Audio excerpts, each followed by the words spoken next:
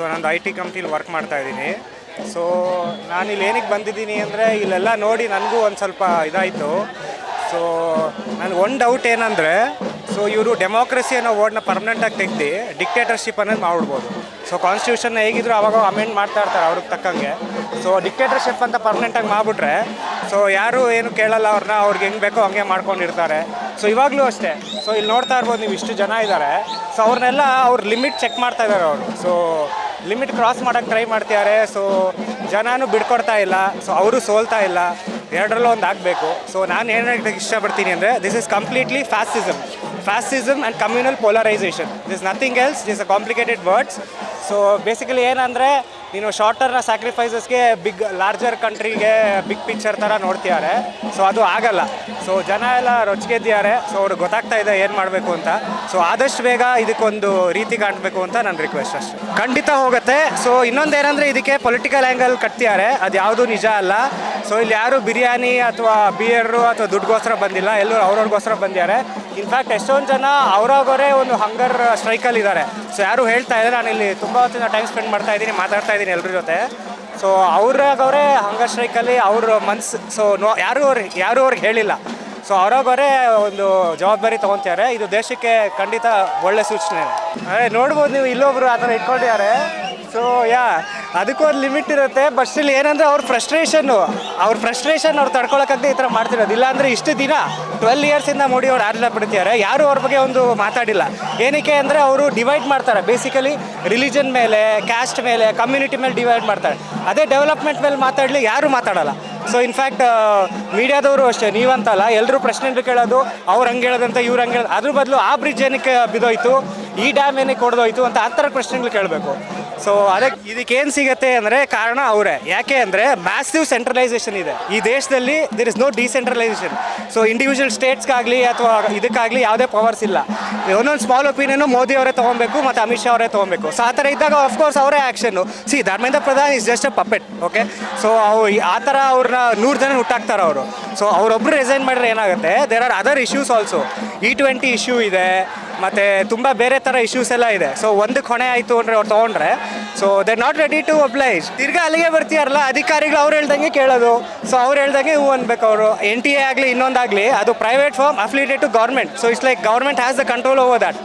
Okay. So ಅವ್ರು ಹೆಂಗೆ ಹೇಳ್ತಾರೋ ಇವ್ರು ಕೇಳೋದು. ಸೊ ಅವ್ರು ಯಾರೋ ಚಿಕ್ಕವ್ರನ್ನ ತೆಗೆದು ಏನು ಪ್ರಯೋಜನ? ದೊಡ್ಡ ಫಿಶಸ್ನ ಬಿಟ್ಬಿಡ್ತಾರೆ, ದೊಡ್ಡ ಮೀನುಗಳು. ಇದ್ರ ಪ್ರಕಾರ ನನ್ನ ಪ್ರಕಾರ ನೀಟಿಗೆ ಬಂದಾಗ, ಸೊ ನೀವು ರಾಹುಲ್ ಗಾಂಧಿ ಅವರ ಕಾನ್ಫರೆನ್ಸ್ ನೋಡಿರ್ಬೋದು.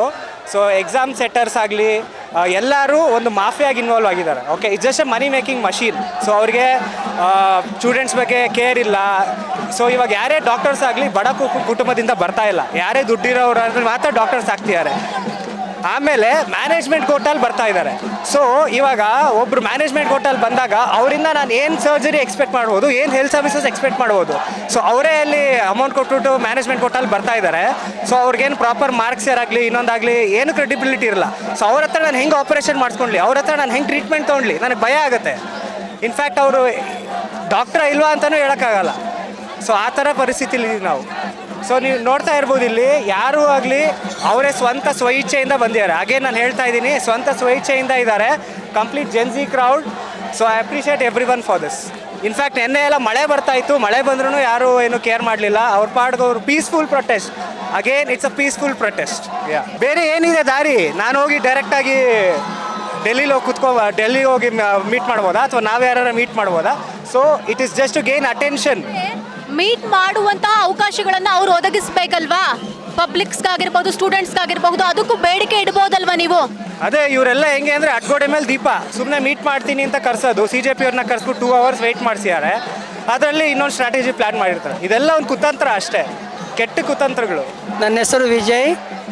ನಾನು ಎಮರ್ಜೆನ್ಸಿ ಮೂಮೆಂಟಲ್ಲಿ ಜೈಲಿಗೆ ಹೋಗಿದ್ದೀನಿ. ಕೇಜ್ರಿವಾಲ್, ಅಣ್ಣಾ ಹಜಾರೆನೂ ನೋಡಿದ್ದೀನಿ, ಈಗೂ ನೋಡ್ತಾ ಇದ್ದೀನಿ.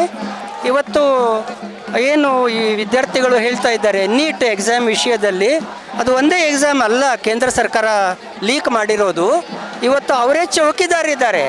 ಚೌಕಿದಾರನ ಕೆಲಸ ಏನು, ಅವರು ಅದನ್ನು ಮಾಡಬೇಕು. ಚೌಕಿದಾರ ಅಂದ್ಬಿಟ್ಟು ನಿದ್ದೆ ಮಾಡಿದರೆ ಉಪಯೋಗ ಇಲ್ಲ. ಮತ್ತು ಚೌಕಿದಾರ ತಪ್ಪು ಮಾಡಿದವ್ರನ್ನ ಕಂಡುಹಿಡಿಬೇಕು. ಎಲ್ಲ ಅಥಾರಿಟಿ ಚೌಕಿದಾರನ ಹತ್ರ ಇದೆ. ಆ ಅಥಾರಿಟಿನ ಅವ್ರು ಯೂಸ್ ಮಾಡಬೇಕು.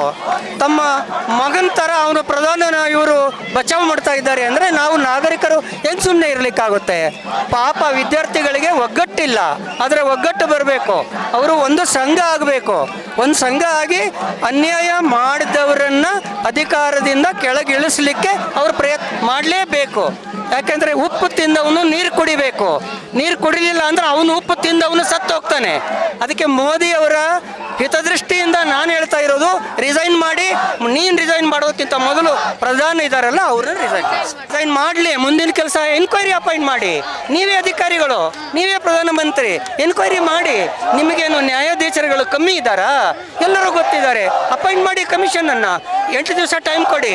8 ದಿವಸದಲ್ಲಿ ಮಾಡ್ತಾರೆ ಅವರು. ನೀವು ಬೇಜವಾಬ್ದಾರಿಯಾಗಿ ಬಚ್ಚು ಥರ ಕುತ್ಕೋಬೇಡಿ. ನೀವು ಎಲ್ಲ ಹುನ್ನಾರ ಮಾಡ್ತೀರಾ. ನೀವು ಅದನ್ನು ಕೆಲಸ ಮಾಡಿ ಜನರದ್ದು ಅಷ್ಟೇ.